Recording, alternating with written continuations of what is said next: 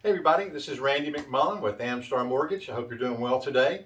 I've been getting a lot of questions about inflation and how much is it going to go up or is it going to go down? Is it going to have any impact on home prices or interest rates? Those are all really good questions, so I want to give you a quick, just a couple of minute overview and tell you what's in store for inflation over the next couple of months. I think it's going to be a little bit of a surprise for you.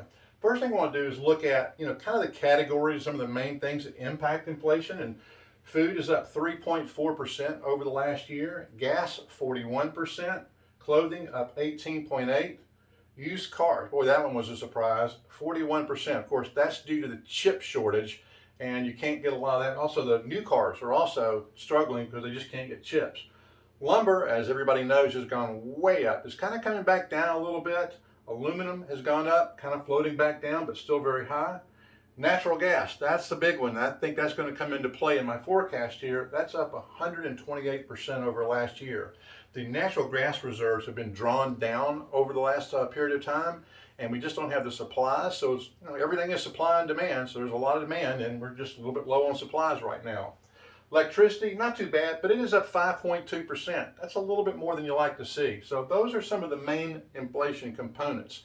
But what I want to talk to you about is the annual inflation rate, how that's calculated, and I think this is going to really shed some really good light for you.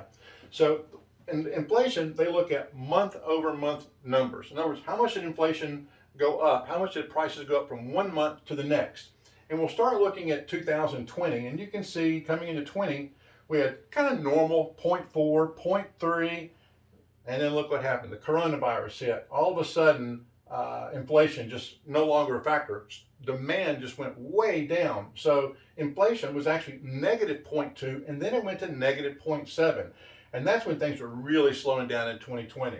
Then we went to 0, 0.5, 0.5, 0.3, and then all of a sudden we start seeing kind of smaller inflation numbers towards the back half of the year.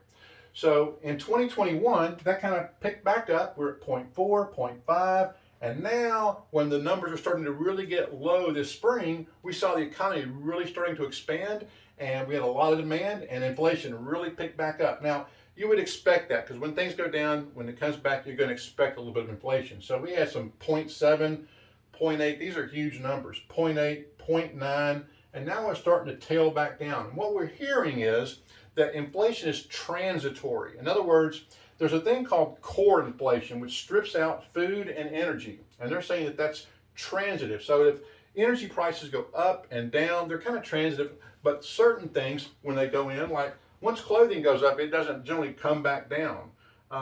When you say things like this is transitive, natural gas, electricity, those are all things that kind of fluctuate depending on the price of a lot of times, gas and oil. But here's the problem is, do you think that gas and oil is going to go back down again? In other words, are the Saudis and OPEC and Russia going to drop their oil prices back down below $70 a barrel? Most people don't think it's going to get much cheaper than that, and certainly could get a little bit more expensive than that if you get a lot of demand. So here's what we're running into.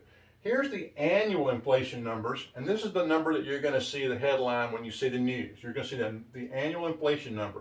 And it was running pretty cool at 1.4, 1.7, 2.6. But look what happened. You went from negative 0.2 to 0.7, 0.9% difference. Here, 0.15 difference. So you see these inflation numbers are really starting to expand. Here you go from 0 to 0.8. So if you look at this, from 0, you subtract 0 out of 4.2, you add 0.8, that gets you to 5%.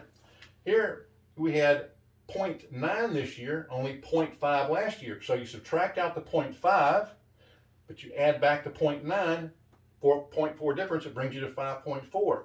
Here we had the same number, so you can see inflation didn't change. And then last month it went from, we had 0.3 and they're saying, hey, we're down to 0.2. Things are kind of headed back down. So inflation looks like maybe it's peaked and headed back down. But I don't think so. Here's why. Look at the numbers we're coming against from next year. Here we've got really small numbers, 0.3, 0.1, 0, negative 0.1, and 0.1.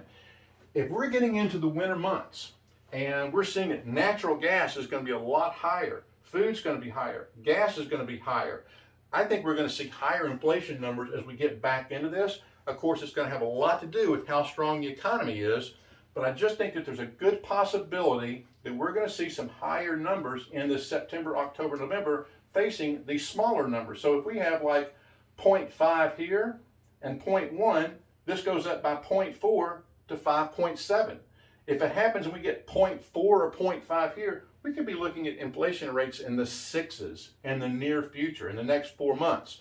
So I want to make you aware of that, and I'm going to do a couple other videos because I want to relate this and tell you how it's going to relate to housing and how it's going to relate to interest rates. So stay tuned. I'll send you a couple more videos in the next couple of weeks. This is Randy McMullen with Amstar Mortgage.